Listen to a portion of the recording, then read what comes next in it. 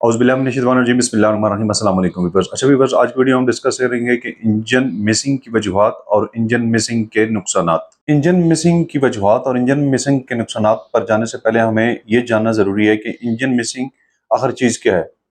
अगर हम इसे शॉर्ट वर्ड में डिफाइन करें तो इंजन की खराबी, जिसे इंजन मिसिंग कहा जाता है, गाड़ी के इंजन में ऐसी हालत जिसमें गाड़ी का एक या एक से ज़्यादा सिलेंडर अच्छी तरह से काम नहीं करते, उसे इंजन मिसिंग कहते हैं। अभी सिलेंडर के काम ना करने की कई वजूहात होती हैं, ठीक है? और उसके कई नुकसानात होते हैं। यानी फिर वही बात कि मिसिंग की जो है वो कई रीज़न होते हैं और उसके कई साइड इफ़ेक्ट होते हैं। अभी सबसे पहले देख लेते हैं हम कि जब गाड़ी का इंजन मिसिंग करता है, तो उसके साइड इफ़ेक्ट इंजन के ऊपर क्या होते हैं। गाड़ी का इंजन मिसिंग ना सिर्फ इंजन की परफॉर्मेंस को डाउन करता है, बल्कि गाड़ी की फ्यूल इकोनॉमी जो होती है, जो फ्यूल एवरेज होती है, उसको भी काफ़ी हद तक नीचे ले आता है। और अगर इस मिसिंग को टाइमली डायग्नोज ना किया जाए तो ये इंजन के बाकी पार्ट्स को भी डैमेज कर सकता है। अब ज़रा देख लेते हैं कि यार इसकी वजूहात क्या होती हैं कि जिसकी वजह से इंजन जो है वो सिलेंडर के अंदर मिसफायर होता है या गाड़ी का इंजन जो है वो मिसिंग करता है। अभी सबसे पहली बात तो आप ये देख लें, मैं हर वीडियो में बताता हूँ कि 3 चीज़ें होती हैं: फ्यूल, करंट और एयर, ठीक है? फ्यूल, करंट और एयर, जब तीनों चीज़ों में से कोई एक चीज़ कम मिलेगी या नहीं मिलेगी तो इंजन में मिसिंग होगी।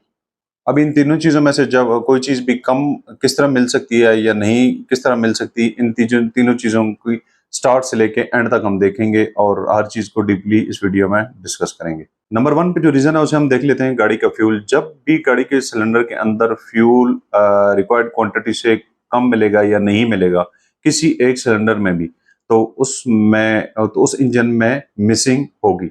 अभी आप देख लें कि देखते हैं कि फ्यूल कहाँ से लेके कहाँ तक, यानी कि बेसिक होता है फ्यूल का फ्यूल टैंक से लेके इंजेक्टर तक।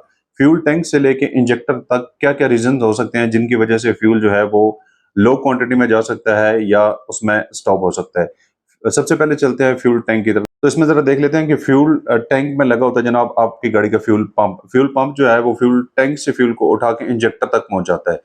अभी फ्यूल पंप वीक भी हो सकता है, फ्यूल पंप खराब भी हो सकता है, 2 सिचुएशन होगी इसकी। नंबर 3 पे आ गई, ना वो खराब है, ना वो वीक है। नंबर 3 पे आ गई, जो फ्यूल पंप होता है उसके नीचे एक स्टेनर लगा होता है। वो इसलिए लगा होता है ताकि अगर पेट्रोल में या फ्यूल टैंक में अगर कोई कचरा वगैरह आ जाए तो वो पंप की तरफ ना जाए या आगे जाके इंजन में वो नुकसान ना दे। अगर कहीं किसी वजह से कोई कचरा वगैरह आ गया, तो वो स्टेनर को बंद कर देता है। स्टेनर को बंद करता है, पंप अपना ज़ोर लगा रहा होता है, लेकिन जो कचरा आया हुआ होता है वो फ्यूल को आगे जाने नहीं देता, जिसकी वजह से फ्यूल का वो प्रेशर जो है वो नहीं बन पाता और जाके सिलेंडर में उस तरह से फ्यूल स्प्रे नहीं होता, जिसकी वजह से इंजन में मिसफायर होता है। अभी ज़रा फ्यूल टैंक से बाहर निकले हैं, फ्यूल टैंक से बाहर निकले तो फ्यूल लाइन आती है, हमारी फ्यूल पाइप आती है जो टैंकी से लेके इंजेक्टर तक लगी होती है। अभी उसमें किसी जगह पे भी कोई लीकेज हो गई तो प्रेशर जो है वो डाउन हो जाएगा, ठीक है? वो जिस प्रेशर से फ्यूल पंप जो है फ्यूल स्प्रे कर रहा है, रास्ते में कहीं से लीकिंग है, वहाँ से फ्यूल ड्रॉप हो रहा है, तो फ्यूल इंजेक्टर तक फ्यूल नहीं पहुँच रहा है।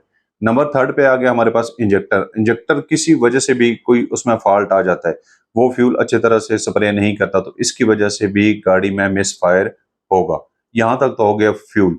उसके बाद आ जाता है सेकंडली एयर। अभी एयर जो है वो एयर क्लीनर से लेके सिलेंडर तक अगर वो नहीं पहुँचती या एयर ठीक पहुँच रही है, अभी बीच में एयर फ्लो सेंसर लगे होते हैं।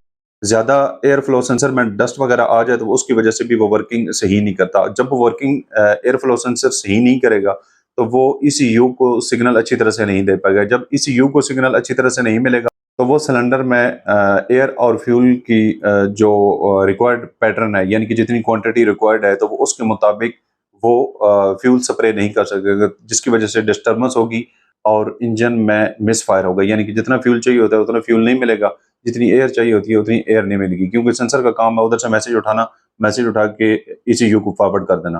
तो ईसीयू जो है बेसिकली सारी हर चीज़ को कंट्रोल कर रहा होता है। तो एक तो वजह हो गई सेंसर, दूसरी वजह हो गई कि एयर क्लीनर अगर आपकी गाड़ी का ज़्यादा डर्टी हो चुका है, वो एयर अच्छी तरह से रिक्वायर्ड क्वांटिटी के मुताबिक अंदर नहीं आ रही जितनी इंजन को चाहिए होती है, तो उसकी वजह से भी इंजन में मिसफायर होगा।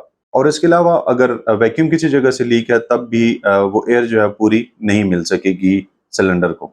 नंबर थर्ड पे आ जाता है हमारे पास करंट। अभी करंट जो है वो स्पार्क प्लग प्रोवाइड करते हैं सिलेंडर के अंदर। तो स्पार्क प्लग अगर किसी वजह से भी उनके ऊपर कार्बन वगैरह जम गया, एक्सपायर हो गए हैं या किसी वजह से भी डैमेज हो गए हैं, ठीक है, वो अपना काम अच्छी तरह से नहीं कर रहे हैं, तो उसकी वजह से भी इंजन में मिसफायर होगा, क्योंकि वो स्पार्क नहीं करेंगे। तो इंजन ने तो अपनी रूटीन में चलना है। अगर एक सिलेंडर में वो स्पार्क नहीं कर रहे, बाकी दो में कर रहे हैं या बाकी तीन में कर रहे हैं, तो एक में जब नहीं हो रहा तो इंजन तो चलेगा, लेकिन उस पिस्टन की जो है ना वो उस तरह से पावर नहीं होगी, इंजन मिसिंग उसमें करेगा।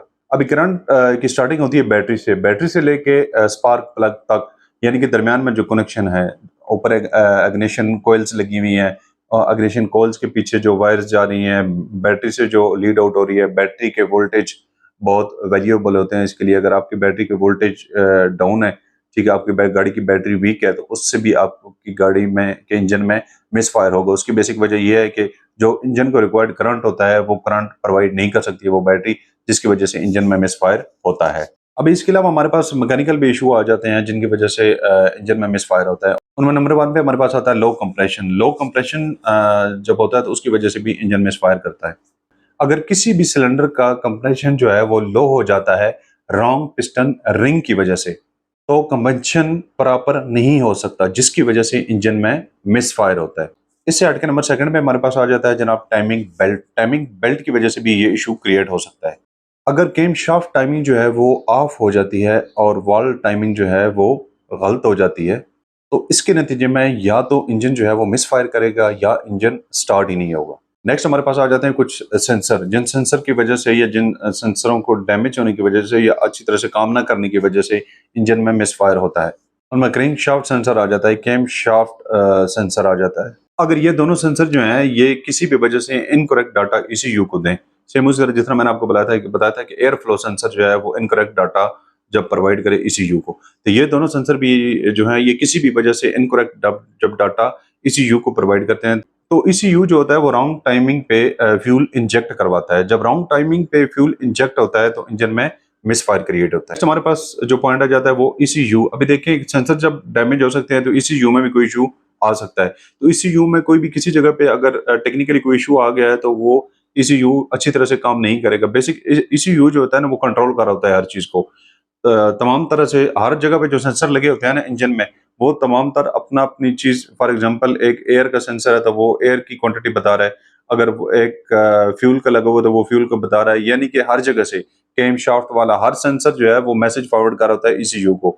ईसीयू बेसिकली हेडक्वार्टर का काम कर रहा होता है। जब उसे वो मैसेज मिल रहे होते हैं उसी मैसेज को के थ्रू आगे उसने एक्शन करना होता है। उस मैसेज को लेके फिर वो उसी के मुताबिक जो है वो हवा का प्रेशर जो है उसे इंजेक्ट करवाता है, जो फ्यूल होता है उसको इंजेक्ट करवाता है, और इस तरह बाकी इंजन का वो सिस्टम चला रहा होता है।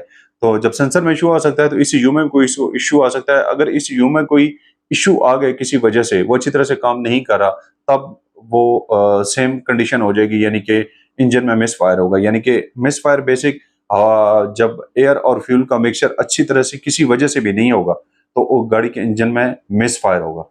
उसके बाद नेक्स्ट और लास्ट हमारे पास जो पॉइंट आता है वो है जी एग्जॉस्ट रिस्ट्रिक्शन, यानी कि दूसरे लफ्जों में हम कहते हैं ना कि गाड़ी बैक मार रही है। उसमें ये सीन होता है कि जनाब अगर आपकी गाड़ी का कैथालिटिक कन्वर्टर जो है वो किसी वजह से ब्लॉक हो गया, अगर उसमें होता ये भी है कि अगर उसे वक्त पे आप मेंटेन या क्लीन ना करवाएं तो उसमें ब्लॉकेज हो जाती है। अगर उसमें ब्लॉकेज हो गई है तो एग्जॉस्ट वो आउट नहीं हो रही है उससे, तो उसकी वजह से बैक मार रही है। जब गाड़ी बैक मार रही होती है तो उसकी वजह से जो कन्वेंशन को डिस्टर्ब करता है, जिसकी वजह से इंजन में मिस फायर होता है। तो व्यूअर्स ये थी आज की वीडियो। अगर वीडियो आप लोगों को अच्छी लगी हो तो लाइक और सब्सक्राइब लाजमी कर दीजिएगा। अपना और अपने प्यारों का बहुत सारा ख्याल रखिएगा, दुआ में याद रखिएगा। मिलते हैं नेक्स्ट वीडियो में, तब तक के लिए इजाजत दीजिए जी, अल्लाह हाफिज।